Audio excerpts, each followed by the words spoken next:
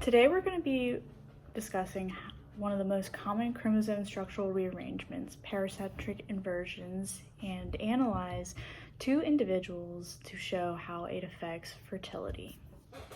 The first individual we're going to look at is going to have the genes MIJ centromere KLHG and GHIJ centromere KLM.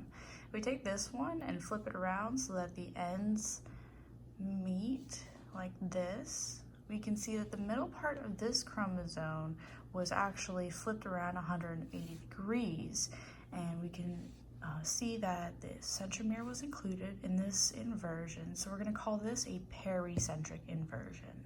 We can see how this crossover event occurred using an inversion loop diagram, with the first two lines corresponding to the first chromosome and the second two, namely these two, corresponding to the second chromosome. So the first line is going to result in gamete MIJ centromere KLHG, just going off the top, and then the second one's going to be MIJ centromere KLIM. So that goes like this, and then we have the third one, which is going to be GHLK centromere JIHG. And then we have the fourth one, which is going to be GHIJ centromere KLM.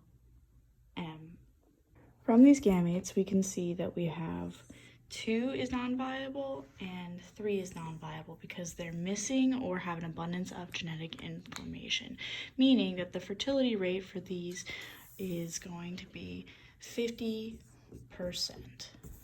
Taking a look at the second individual who has MIJ centromere KLHG and GHLK centromere JIM, we can see that there is no inversion, that this one is actually flipped 180 degrees from the top one. So if this is the top one right here, this is the bottom one flipped. We have no inversion, and we do not need to draw an inversion loop when drawing out the crossover pathway.